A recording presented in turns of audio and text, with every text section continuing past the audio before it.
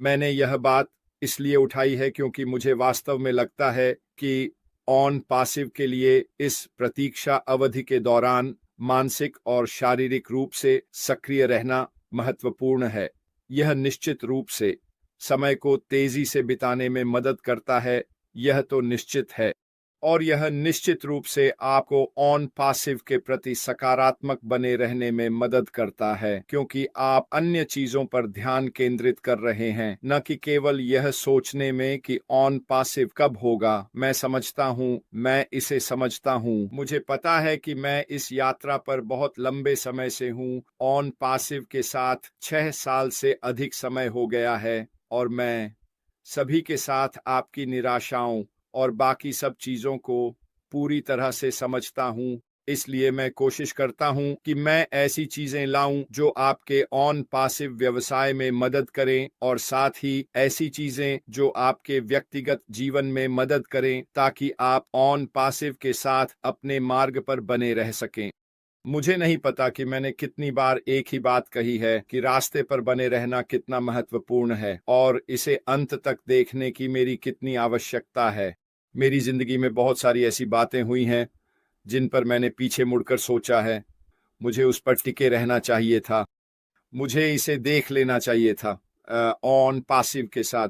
यही मैं करूंगा। तो आज मैं वास्तव में उत्पादक होने के महत्व को लेकर आया हूं, न कि केवल व्यस्त रहने के। अब दोनों के बीच एक बड़ा विशिष्ट अंतर है। बहुत से लोग सोचते हैं कि वे लगभग समान हैं, और कई लोग उत्पादकता को व्यस्तता के साथ समान मानते हैं।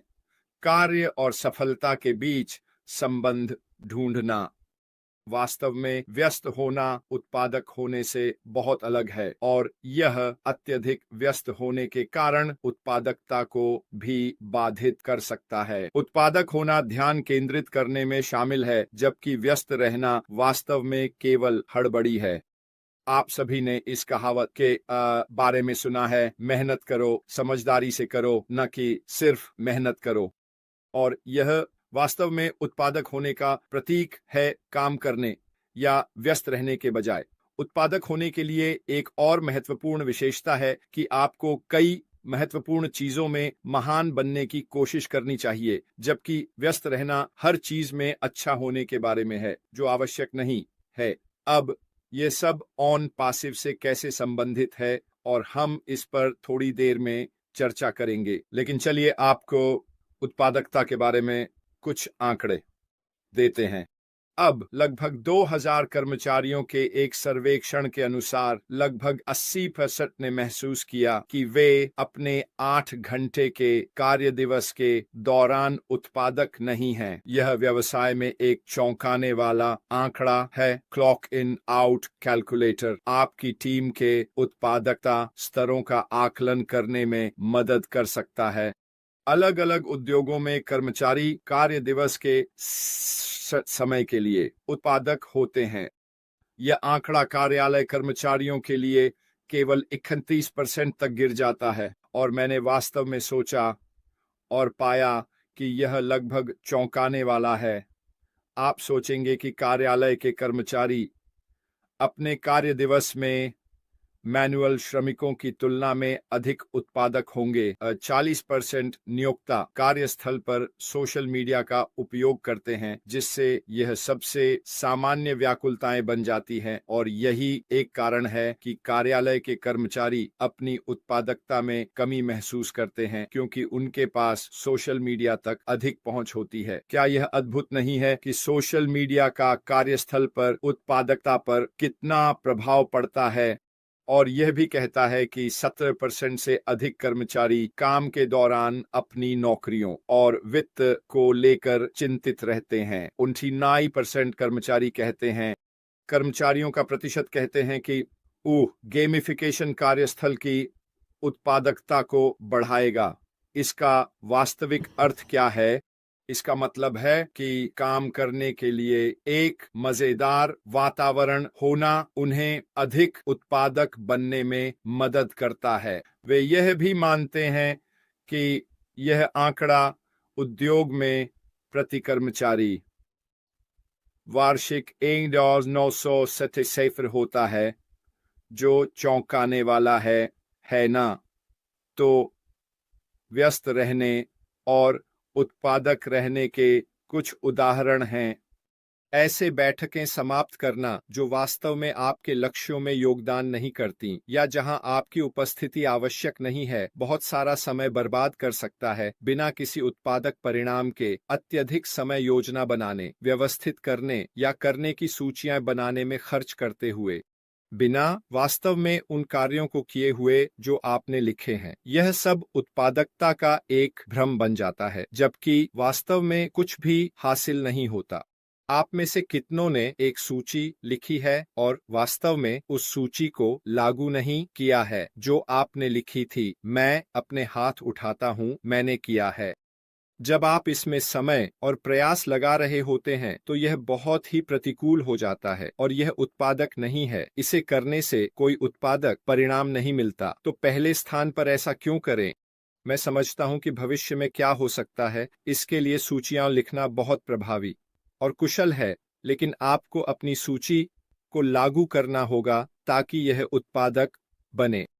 एक और बात यह है कि मल्टीटास्किंग करना व्यस्त होने का आभास दे सकता है, लेकिन अक्सर यह ध्यान और दक्षता में कमी का कारण बनता है, जिससे कुल मिलाकर उत्पादकता कम होती है।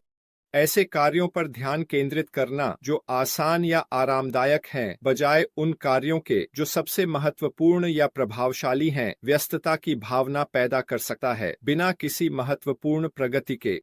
और आखिरी बात यह है कि हर कार्य को खुद संभालने की कोशिश करने के बजाय दूसरों को कार्य सौंपने से ऐसी स्थिति उत्पन्न हो सकती है जहां आप लगातार व्यस्त रहें, लेकिन जरूरी नहीं कि उत्पादक भी हों। और पुरानी कहावत क्या है?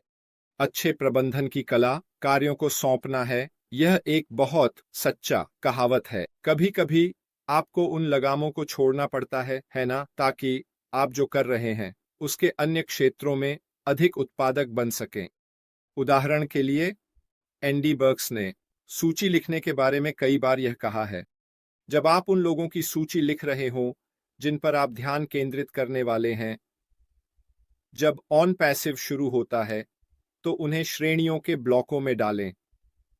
अर्थात घर पर रहने वाली मां, बच्चों के साथ कामकाजी पेशेवर, युगल, मैनुअल श्रमिक, इन सभी प्रकार की चीजें आपको अपनी सूची लिखने में मदद करेंगी जब आप आगे बढ़ रहे हों। इन सूचियों का होना क्यों महत्वपूर्ण है? उन्हें श्रेणियों में क्यों डालें? क्योंकि आप प्रत्येक समूह के लिए अलग अलग शब्दावली और भाषा में बात कर सकेंगे जो आप महसूस करते हैं कि वे क्या खोज रहे हैं। घर पर रहने वाली मां एक ऑनलाइन व्यवसाय की तलाश कर रही है जिसमें उसे बहुत अधिक समय नहीं लगाना पड़े क्योंकि उसके पास समय नहीं है, लेकिन वह थोड़ी अतिरिक्त आय भी कमाना चाहती है। तो फिर आप अपने संवाद का उपयोग एक विशेष तरीके से कर सकते हैं ताकि इन लोगों को ऑन पैसिव की ओर आकर्षित किया जा सके, क्योंकि यह उनके लिए समझ में आएगा कि वे क्या खोज रहे हैं। वे अपने ऑन पैसिव व्यवसाय पर 4 या 5 घंटे काम करने की तलाश में नहीं हैं। वे रात के समय, जब बच्चे सो रहे होते हैं, आधा घंटा या अधिकतम 1 घंटा बिताने की योजना बना रहे हैं, जिसे वे शायद हर महीने कुछ $100 अतिरिक्त आय कमाने के लिए उपयोग कर सकते हैं। आप फिर उन लोगों से संपर्क कर सकते हैं जो आपकी सूची में हैं और उन्हें जो आप पेश कर रहे हैं उसके बारे में बहुत स्पष्ट हो सकते हैं और यह उनके लिए अधिक आकर्षक होगा। उदाहरण के लिए, पेशेवरों से आप इस तरह बात करेंगे जो उनके व्यवसाय की मदद करेगी, जो उन्हें मदद करेगी और उनके जीवन को आसान बनाएगी, ऑन पैसिव उपकरणों और सेवाओं का उपयोग करके। और फिर से आपको बताने की कोशिश कर रहा हूं, व्यस्त होने के बजाय अधिक उत्पादक बने। आप जो हासिल करने की कोशिश कर रहे हैं उसका एक परिणाम होना चाहिए। यह आपके समय में बहुत उत्पादक होना है।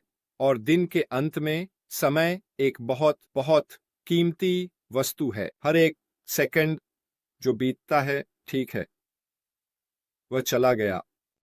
इसलिए अपने समय का उपयोग उत्पादकता से करें, न कि केवल व्यस्त रहने में।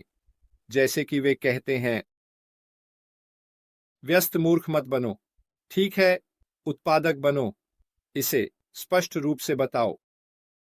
स्पष्ट रूप से पहले इसे अपने दिमाग में सोचें, फिर अपने लक्ष्यों को लिखने का काम शुरू करें। जो आप करना और हासिल करना चाहते हैं उन्हें लिखें। लेकिन सबसे महत्वपूर्ण बात यह है कि जब समय आए तो उन विचारों को लागू करें जो आपने पहले ही लिखे हैं।